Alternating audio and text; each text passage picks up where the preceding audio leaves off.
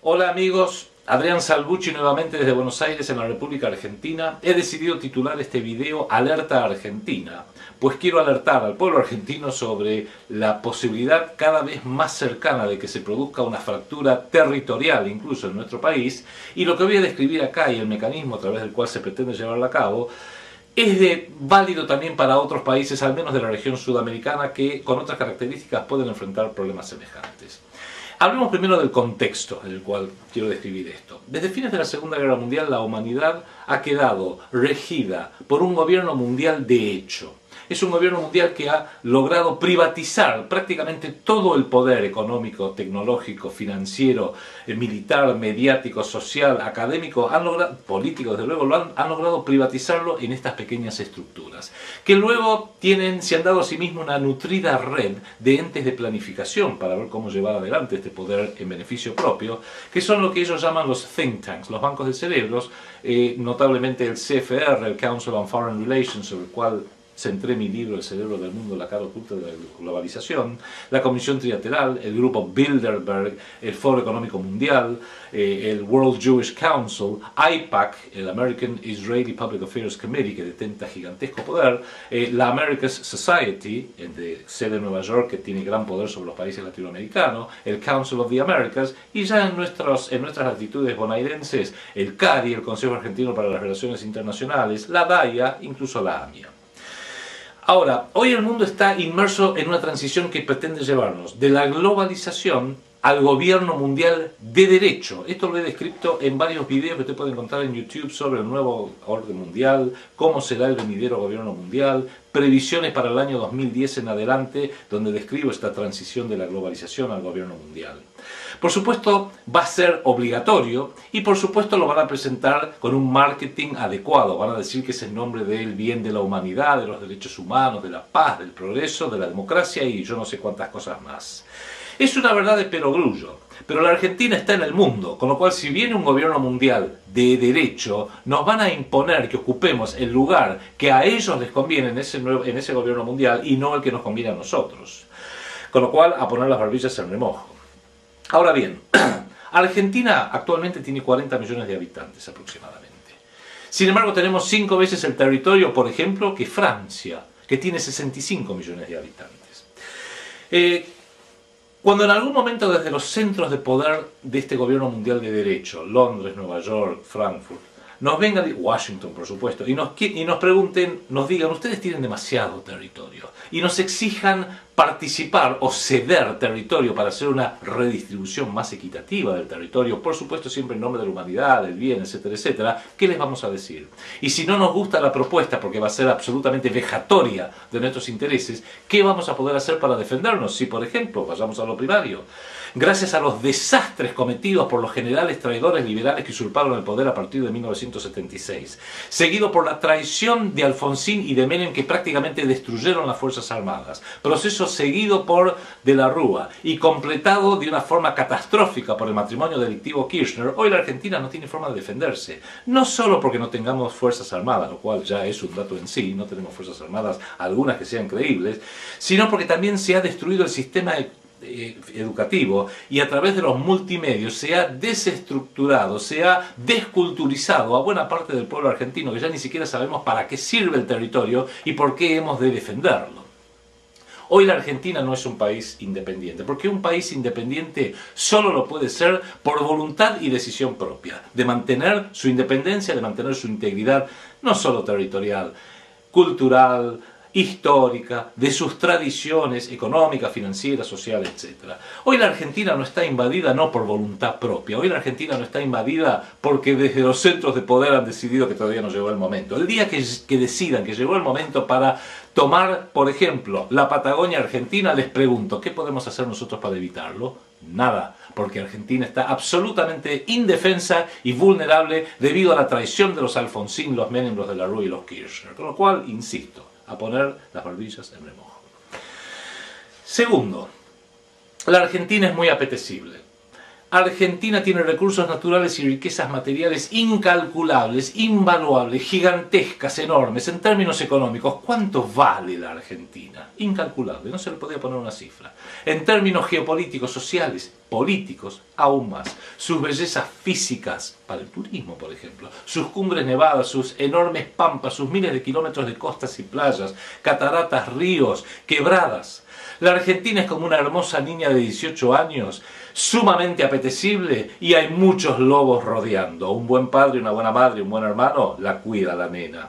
La Argentina está absolutamente descuidada y entregada, prostituida por una clase dirigente traicionera que sistemáticamente ha usurpado el poder porque siempre se ha alineado a los intereses del gran dinero mundial, a favor de los intereses del gobierno mundial de hecho y pronto de derecho, y en contra de los intereses del pueblo argentino. Esto también lo hemos descrito en nuestros videos.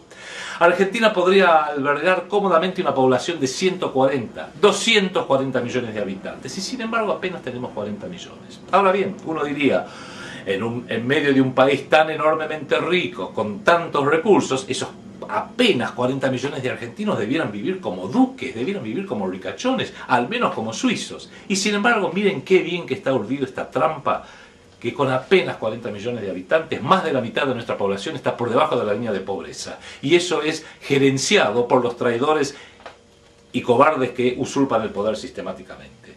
¿Es esto una casualidad? No lo creo. Claramente, en términos espirituales y culturales, más del 50% de nuestra población está por debajo de la línea de pobreza. Y legiones de brutos e incultos se han hecho al poder, se han hecho del poder económico, del poder de los medios, del poder desde el gobierno, gracias a dineros mal habidos mayormente. Y esto, insisto, no es una casualidad. Hay una decisión central desde este nuevo orden mundial, de mantener a la Argentina despoblada y demográficamente desequilibrada. 1/3 de nuestra población vive en Capital Federal y el Gran Buenos Aires. Aproximadamente el 80% de nuestra población está en las 10 primeras grandes ciudades: Buenos Aires, Córdoba, Rosario, Tucumán, Mendoza, alguna más. Sin embargo, la Patagonia está casi totalmente despoblada. Qué casualidad, ¿no? 1 habitante por kilómetro cuadrado, con lo cual, según la ONU, es prácticamente patrimonio de la humanidad. Fíjense una cosa, las 5 provincias patagónicas, Río Negro, Neuquén, Chubut, Santa Cruz y Tierra del Fuego, en su conjunto tienen una población de 1.600.000 habitantes. El partido de La Matanza en el Gran Buenos Aires tiene una población de 1.600.000 habitantes. Un puntito en el mapa de la patria tiene la misma población que las 5 gigantescas provincias patagónicas.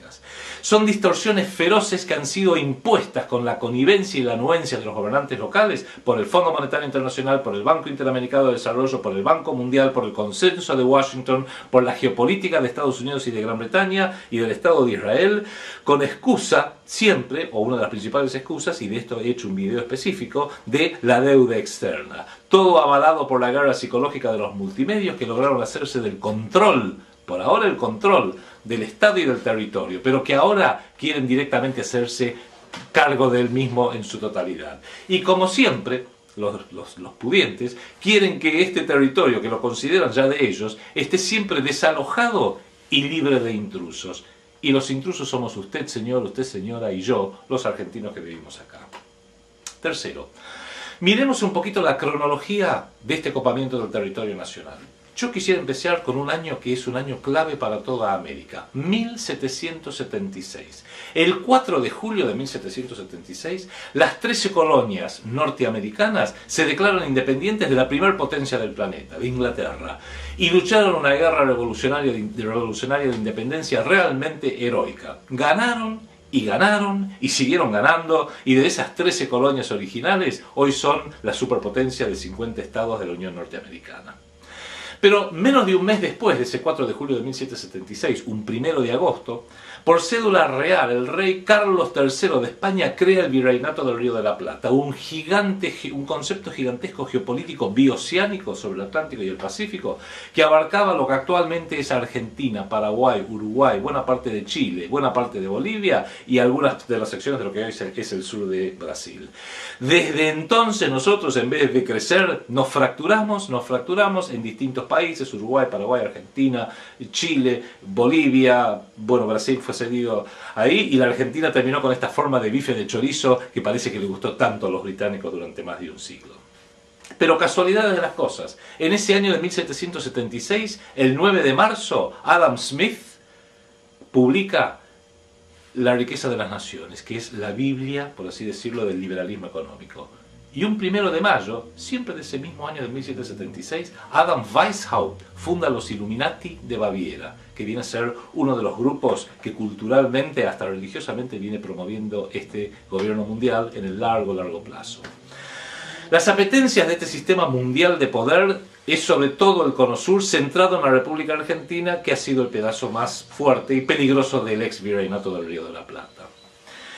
Sé que es difícil tocar el tema, pero hay que tocarlo. El sionismo, el movimiento sionista, siempre ha tenido una apetencia muy especial sobre nuestra región del mundo. Ya que propusieron desde un principio crear 2 estados judíos, uno en Palestina, que fue impuesto por la fuerza del terror a través de organizaciones terroristas como el Irgun Tzvai Leumi, el Haganah y el grupo Stern, fue impuesto por el terrorismo, desplazando a los palestinos originarios e imponiendo a sangre y fuego el Estado de Israel.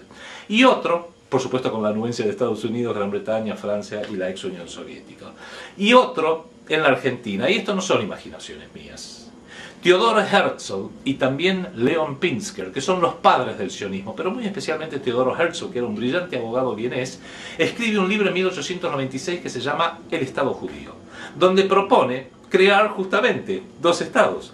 Es más, un capítulo de ese libro, que lo puede conseguir en prácticamente cualquier librería, el título lo dice todo, Palestina o Argentina, y dice, y leo textualmente, ¿cuál elegir? ¿Palestina o Argentina? La Argentina es por naturaleza uno de los países más ricos de la tierra, de superficie inmensa, población escasa y clima moderado. La República Argentina tendría el mayor interés de cedernos una parte de su territorio a cambio de una compensación financiera. La actual infiltración de los judíos les ha disgustado a los argentinos, naturalmente, pero habría que explicarle a la Argentina la diferencia radical de esta nueva inmigración judía. Acabo de leer textualmente del libro fundacional del sionismo del doctor Theodor Herzl. Este plan de larga data, ingenierizado con paciencia, oportunismo, flexibilidad, contando con la ignorancia y connivencia de los peores elementos dentro de la República Argentina que sistemáticamente han usurpado y copado el poder, hoy ha llevado a que, bueno, se esté tratando de realizar este sueño de la tierra prometida, como decía Leon Pinsker. Ahora, para darle la perspectiva histórica, hagamos fast forward al año 2002. ¿Se acuerdan cuando estábamos en plena crisis luego del colapso de diciembre del 2001, el corralito, el corralón, todo lo que vimos, los 5 presidentes en una semana? Artículo del New York Times, el principal diario de Estados Unidos de Norteamérica, muy afín a todos los intereses del sionismo internacional. En su edición del 27 de agosto del 2002, publica un artículo con el sugestivo título de "Algunos en la Argentina ven la secesión de la Patagonia como una solución al problema de la deuda externa". ¿Se acuerda cuando declaramos el default? Días después, 23 de septiembre del 2002, se hace eco de esta misma idea la revista Newsweek. Ambas publicaciones, por supuesto, son dirigidas por altos directivos del Council on Foreign Relations, de la Comisión Trilateral de Elementos Prosionistas. Comenzaban ya a posicionar muy abiertamente la idea de la secesión y la fractura del territorio argentino. Voy a dejar de lado los rumores de la supuesta visita de algún rabí neoyorquino en marzo de 1969, ya que no hay ni datos ni pruebas documentales de ello, y solo quiero referirme a fuentes verificables, aunque esos informes, de los cuales se ha hablado bastante, como decían los tanos, si non è vero, è ben trovato, porque pareciera que se van cumpliendo, pero vamos a hablar solamente de aquello que es verificable. 5 de enero de 1986, artículo publicado en el diario La Nación, 5 de enero del 86, sección 3, página 6. Estudian el asentamiento de una colonia judía en Santa Cruz. Y leo textualmente del diario La Nación. Alberto Levy, portavoz de los israelíes que realizan un relevamiento en la zona, manifestó que este es un proyecto largamente acariciado que cuenta con el aval de las autoridades argentinas, pleno gobierno de Alfonsín. Como ocurre desde hace algunos años, el Calafate, la principal villa turística de la región, recibió en esta temporada, año 1986, verano del 86, recibió en esta temporada a varios cientos de mochileros judíos, quienes, según sus propias manifestaciones, realizan un relevamiento de la zona para estudiar el clima, la flora, la fauna y las riquezas potenciales del lugar. Según la opinión de los pobladores de las zonas y de los mochileros, el relevamiento habría llegado a su fin con resultados favorables para establecer un asentamiento. 27 de mayo de 1987, poco más de un año después. Sorpresivamente, el presidente Raúl Alfonsín propone, y el Congreso aprueba, la ley 23.512 que declara la nueva capital federal en Viedma, Carmen de Patagones. O sea, no se realizó, pero ya se dejó instalada de que la Argentina es un país con dos capitales. De ahí a dos países no hay mucho que ir. También a fines del 86 Alfonsín había estado en Moscú y había negociado el posible traslado de varios millones de judíos soviéticos en aquella época a la República Argentina. Plan que quedó parado porque había otro plan desde los centros de poder mundial, que era la desaparición de la Unión Soviética. Sigamos, julio del año 2000. Los congresos de Argentina y Chile aprueban el Tratado Minero Chileno-Argentino para la explotación de yacimientos minerales de la cordillera y zonas limítrofes. Se crea un país virtual dentro de los límites de Argentina y de Chile. Entiendan esto, un país virtual que le otorga libertades y autonomías inaceptables a las transnacionales como Barrick Gold, que aplican procesos extractivos e industriales antiambientales directamente venenosos. 18 de marzo del 2002. Esto lo tomo de El Cronista Comercial, página 12. Deuda por territorio es el título del artículo. Es una propuesta de Norman Bailey, asesor norteamericano del entonces presidente circunstancial Eduardo Duhalde. Se propone canjear deuda externa por tierras públicas, diciendo que, comillas, la idea es transformar el default de la deuda en inversión directa y que los acreedores se conviertan en propietarios de terrenos donde podrían desarrollar proyectos industriales, agrícolas e inmobiliarios. Así se reduce la deuda y a la vez se reactiva la economía. Podría haber candidatos sorprendentes. Durante el mandato de Alfonsín, dice el Cronista Comercial, los japoneses estudiaron un plan maestro de inversión en tierra argentina para facilitar la emigración. Y en alguna ocasión se lo plantearon a Israel. Pocos meses después vino el citado artículo del New York Times. También hubo una consultora, Jacobé y Asociados, que supuestamente en nombre de una empresa que nunca dio a conocer, europea, hizo una encuesta en Chubut y hacía preguntas que se escapan mucho de lo meramente económico de una empresa, como por ejemplo, ¿estaría usted de acuerdo con que la Argentina entregue los derechos sobre los territorios en la Antártida para cancelar totalmente la deuda externa del país? ¿Estaría de acuerdo con ceder territorios fiscales en Chubut para cancelar la deuda pública provincial? ¿Cuál es su posición respecto de la propuesta de que Argentina sea administrada económicamente por un funcionario del FMI o de algún organismo internacional? Y la última, que es la más directa, debido a la situación de crisis de la República Argentina, ¿desea irse del país? A ver si nos vamos todos y otra cosa. 29 de septiembre del 2003. Escándalo mediático avalado y promovido incluso por la DAIA, la Delegación de Asociaciones Israelitas Argentinas, ante las declaraciones del entonces jefe del Estado Mayor del Ejército Argentino, general Roberto Bendini, en la Escuela Superior de Guerra. Bendini habría alertado sobre, comillas, el peligro que hoy corre la Patagonia Argentina y el inusitado interés que diversos grupos israelíes muestran por ella. Las reacciones vehementes, por no decir histéricas, de la prensa adicta al sionismo no se hicieron esperar, y los opinólogos bien pagos de los multimedios locales y la propia DAIA insistieron de que esto era una barbaridad y obligaron a renunciar al jefe del ejército, por supuesto. La Nación, 30 de septiembre del 2003, dice: en cuanto a los israelíes, leo textualmente de La Nación, en cuanto a los israelíes importa advertirlo, que los hay en la Patagonia, los hay. Se mueven en grupos, son jóvenes y hablan entre ellos en hebreo. Para más datos, una buena parte viene de la milicia. Acaban de quitarse el uniforme del ejército israelí, aunque sus planes de visitar el volcán Lanín, llegar hasta el lago argentino y eventualmente atravesar el país rumbo a Puerto Madryn todavía no han sido aprobados por Ariel Sharon. Claro, es estúpido Ariel Sharon. 3 de julio del 2005, nuevamente Diario La Nación publica en la sección 7, Enfoques, página 6, un artículo titulado Eduardo Elstein, el dueño de la tierra, título de La Nación. Lo describe como el mayor terrateniente de la República Argentina. Y es muy interesante ver el perfil de Eduardo Elstein, porque es un típico ejemplo de cómo funcionan las redes de poder privado del nuevo orden mundial. Elstein es presidente de IRSA, un emporio inmobiliario que desde 1989 se transformó en una suerte de testaferro local del grupo Soros. George Soros mismo admitió que en una década de inversiones en Argentina, o sea, especulación parasitaria, se llevó $500 millones de la República Argentina.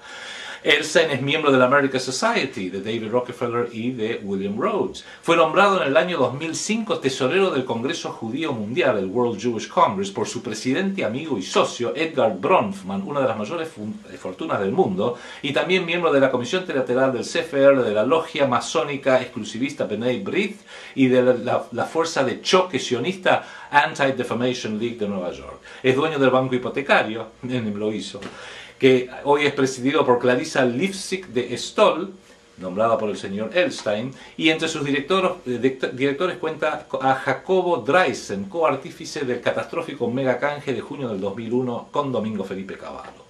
Elstein es recurrente asistente al World Economic Forum, el foro económico mundial de Klaus Schwab, miembro de la Comisión Trilateral.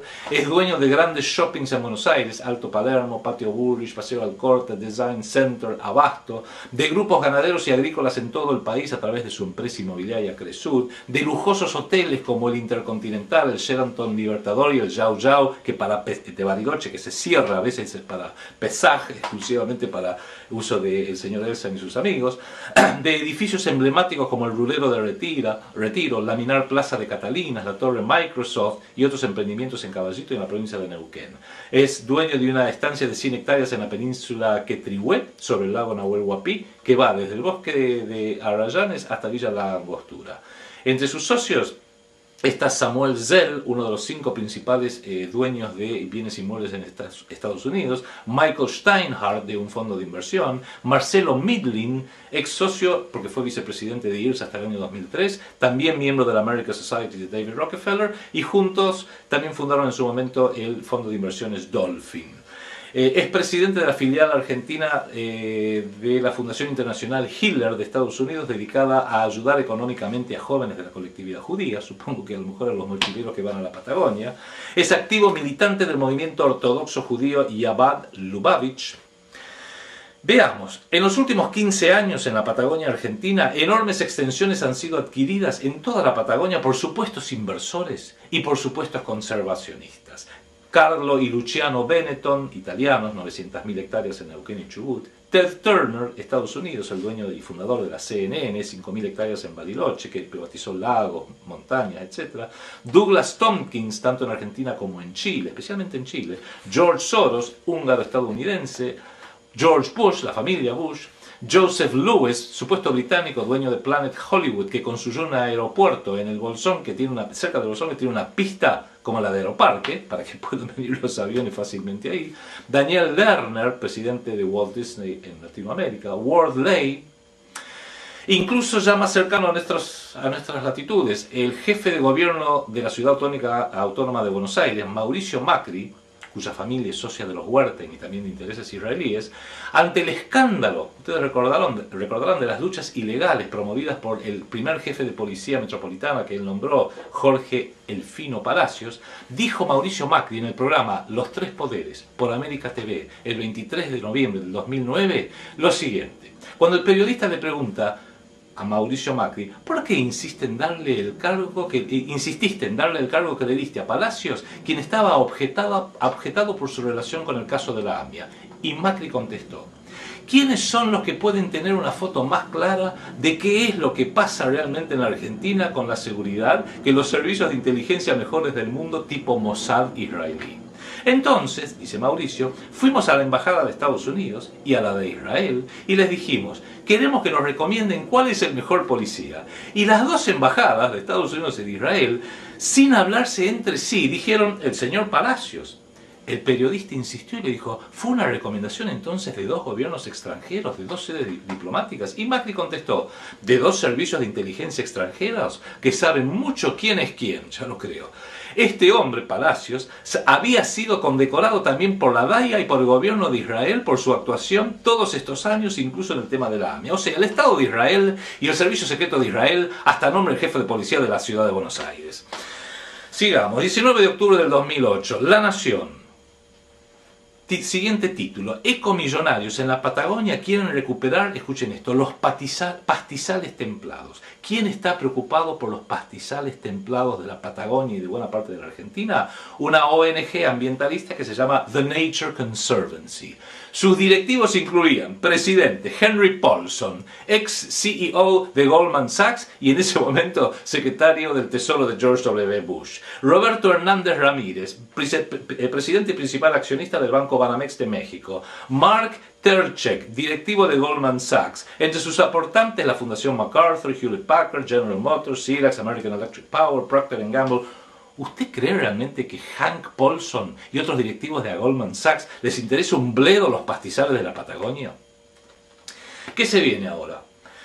Y se viene algo difícil, duro, que ya le están dando un nombre, PPP, Public-Private Partnerships, o sea, sociedades públicas privadas. Que yo, para dar un ejemplo concreto, imaginando, lo llamo The Patagonia Company Incorporated. Yo preveo que en algún momento se va a armar una UTE, una Unión Transitoria de Empresas, aunque va a tener poco de transitoria, una Joint Venture, como le dicen en Estados Unidos, que va a recibir una concesión por 100 o 500 años, lo mismo da, para administrar todo el territorio de la Patagonia.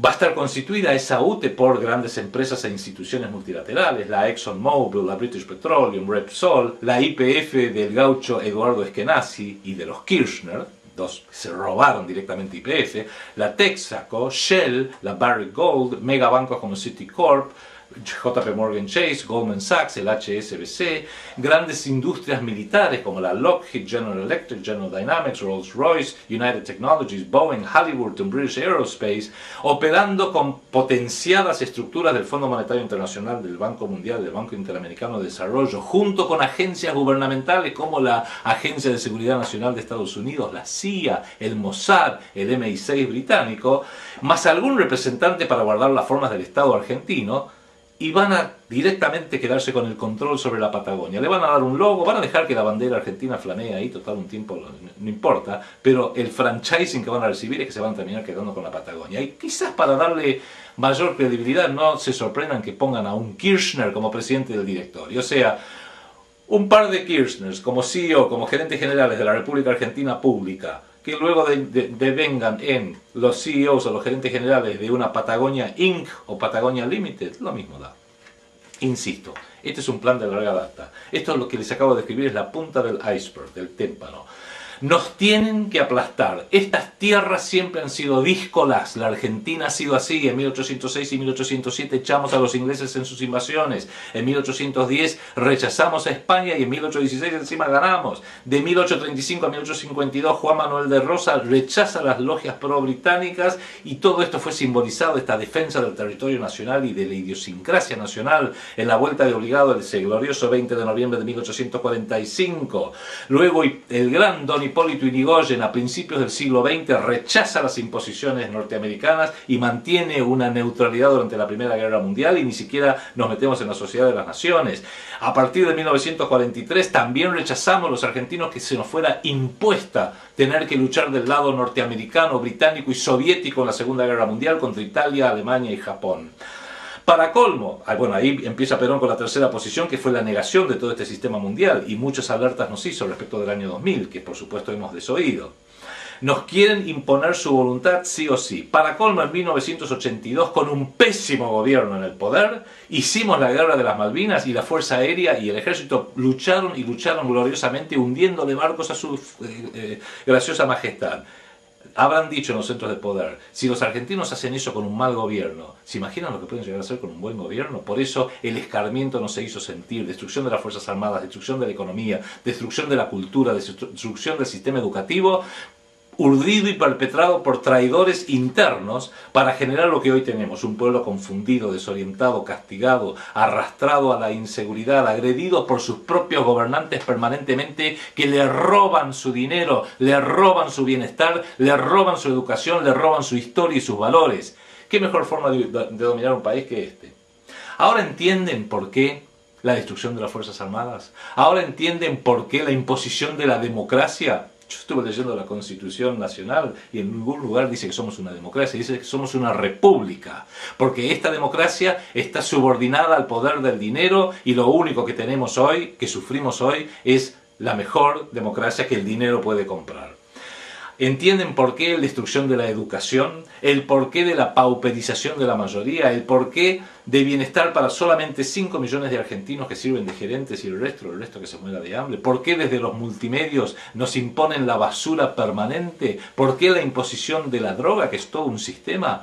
¿Por qué se tolera sistemáticamente este sistema político corrupto? Porque es la mejor garantía que siempre van a surgir en los puestos clave los peores elementos. ¿Por qué la ley pro aborto y la ley Sodoma entre los homosexuales? Porque los dos son dos leyes despoblacionales. Los homosexuales no se reproducen, el aborto mata seres humanos directamente. Quieren, exigen hacerse de la Argentina al menor costo posible, sin peligrosas invasiones y libre de intrusos. Se viene el gobierno mundial. Nos lo van a imponer de prepo a patadas en la nuca. Pongamos las barbillas en remojo, empecemos a pensar qué vamos a hacer al respecto.